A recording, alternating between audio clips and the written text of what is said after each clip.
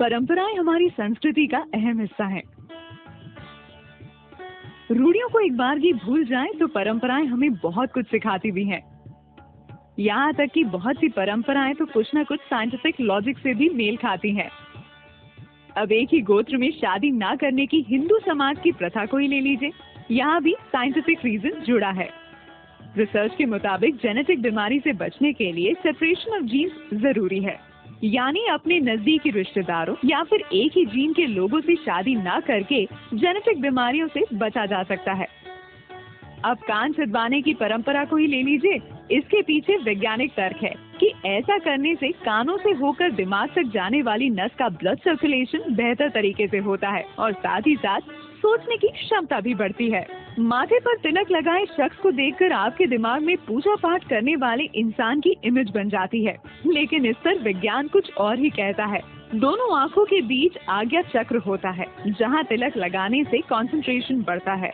कहा जाता है कि तिलक लगाते समय उंगली या अंगूठे के दबाव से माथे तक जाने वाली नसों का ब्लड सर्कुलेशन भी बेहतर हो जाता है। अब बात करते हैं जमीन पर बैठकर खाना खाने की। दरअसल पालथी मारकर बैठना एक तरह का योगासन है। इससे मन शांत रहता है और डाइजेशन दुरुस्त बना रहता है। हाथ जोड़कर नमस्ते करने का भी वैज्ञानिक तर्क है।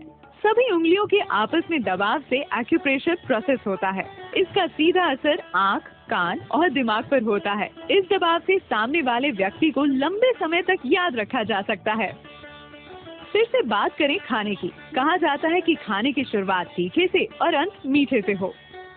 वजह यह है कि तीखा खाने से पेट में पाचन तत्व और अम्ल एक्टिव हो जाते हैं और डाइजेशन सही तरीके से होता है। और अगर तीखे से पेट में जलन की संभावना बने तो उसे आखिर में खाया मीठा दूर कर देता है। पीपल की पूजा का भी वैज्ञानिक तर्क है। दरअसल पीपल की पूजा भूत प्रेत भगाने के लिए नहीं, बल्कि पेड़ों के सम्मान में की जाती है। पीपल एकमात्र ऐसा पेड़ है जो रात में भी ऑक्सीजन देता है, जिससे इसकी इम्पोर्टेंस और भी बढ़ जाती है। हिंदू धर्म में विवाहित महिला सिंदूर तो लगाती है, लेकिन शायद इसके पीछे की वैज्ञानिक वजह जानती है। दरअसल सिंदूर में हल्दी, चूना और मर्करी होता है। इन तीनों का कॉम्बिनेशन बॉडी में ब्लड सर्कुलेशन को कंट्रोल करता है। चोटी रखने के पीछे भी कुछ ऐसा ही तर्क है।